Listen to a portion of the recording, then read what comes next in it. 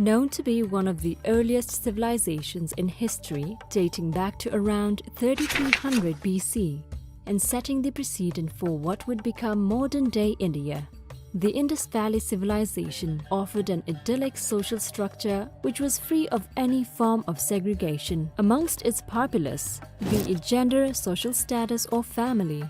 This civilization flourished until it mysteriously collapsed, after which new civilizations, closely linked with present-day Indian civilizations, sprung up. These newly created kingdoms emerged with their own set of rules and customs, some of which helped build India to the great country it is today. But some of these customs could be said to be jaw-dropping, to say the least. Join us today as we check out some shocking things that were normal in ancient India. Baby dropping. Starting off this list strong with the very unsettling practice that was quite normal in ancient India: baby dropping.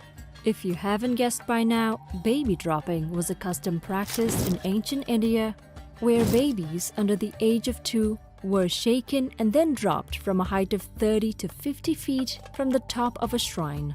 Although the exact origins of the practice remains a mystery, it was speculated that it had originated because of an increase in infant mortality. If the infant of an Indian was sick, instead of visiting the medical practitioners that were present, parents were advised by priests to build shrines that reached up to 50 feet and toss their sick child from the roof. The ideology was if the faith of the parents was strong enough, a hammock-like sheet would materialize in mid-air and catch their child. This would prove that the sick child will get healed and that the gods were on the side of the parents.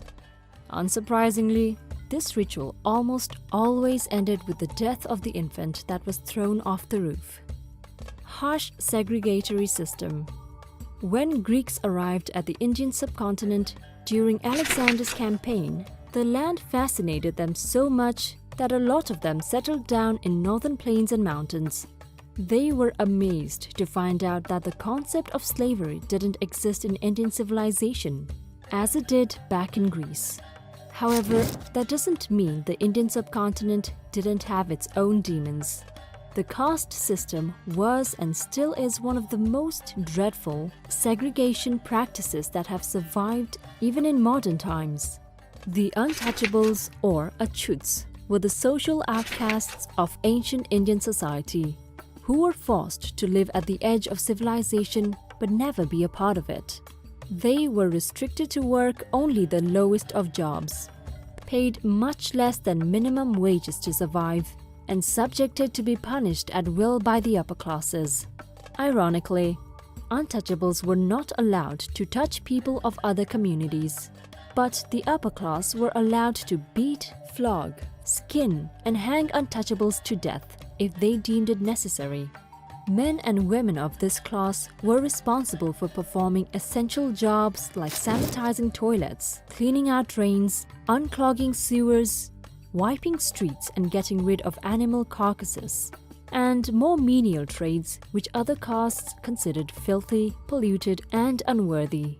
In the early centuries of the establishment of the caste system, children of untouchables were allowed to educate themselves and qualify for better jobs. But later, this system became hereditary. The fall of the Indus Valley region led to the rise of the Vedic period. The wise founders of this era came up with a social hierarchy system to distribute responsibilities among citizens. The arrival of Aryas in India marked a social reform that will leave a mark on Indian society forever.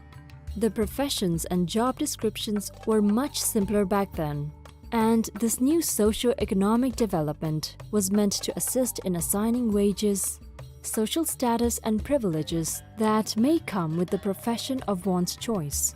People were assigned their caste based on the profession they were practicing. As centuries passed, the political struggle between the upper classes began affecting other classes. This conflict led to the degradation of the caste system and one's freedom to be able to choose a career of their own volition.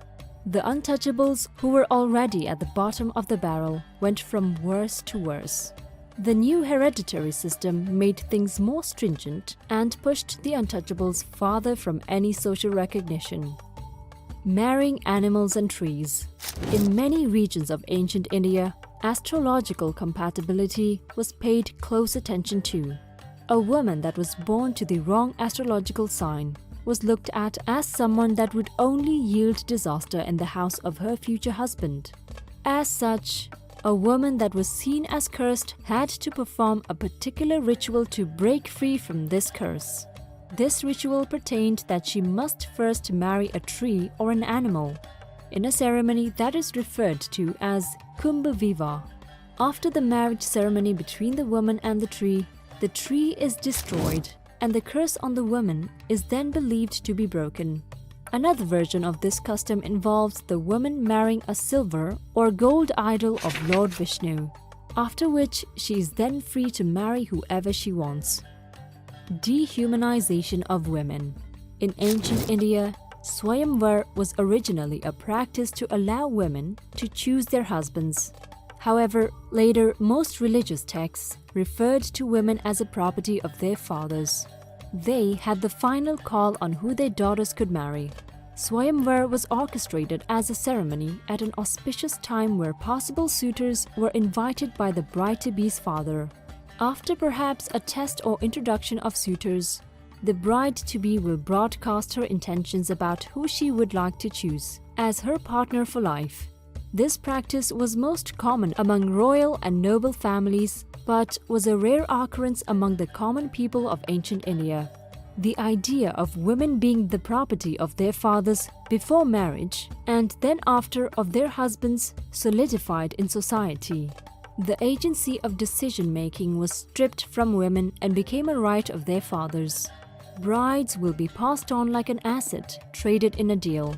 The practice of Swayamvar itself continued till the dawn of modern times. However, many families in Indian society still force parents' wishes on their children. Burning of widows. There was another horrid downside of women being treated as property and not a person of their own in ancient India, as they were supposed to be owned by their father and later by their husbands after marriage. The untimely death of their husband would cause an identity crisis for them. Well, at least that's what Indian society deemed. They had limited options after becoming a widow. They would have to give up living a life that they were used to and reject every pleasure offered by the world, down to the colors and good food. But that choice wasn't always available. Widows were most likely forced to follow their husband in the afterlife, dead or not. Widows would be forcefully pushed into the burning pyre of their late husband, kicking and screaming to be set ablaze. The practice of sati emerged in historical records during the time of the Gupta Empire between 320 CE and 550 CE. However, it is widely believed that the practice has been around in India for a much longer time. Incidents of sati were first recorded in Nepal in 464 CE and later on in modern central India in 510 CE. The practice then spread to Rajasthan, where the greatest number of sati cases happened over the centuries. Initially, the practice of sati was confined to royal families and only later spread to the lower castes, becoming widely practiced among the entire society.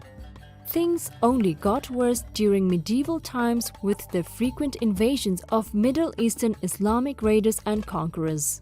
They tried to mistreat, enslave and forcefully convert Hindu widows of dead warriors, soldiers, generals and kings alike. To save themselves from such a grim outcome, these women would rather prepare for self-immolation as soon as the battle would begin, in the event of their army losing or the gates of their city being breached. Even though this was an act of self-sacrifice, such incidents were used by religiously zealous people to propagate and advocate the forced practice of sati. This led to the practice peaking during the period between the 15th and 18th century. As many as 1,000 widows were burned alive every year in India and Nepal. With all that has been said, which practice was the most shocking in your opinion? Would you like to have lived in ancient India? Which ancient civilization would you want us to cover next? Tell me your answers down in the comment section. Hope you enjoyed the video, and if you did, don't forget to like and subscribe. Also, hit the bell as well so you don't miss any video, cause we have a lot more interesting things to come. See you soon.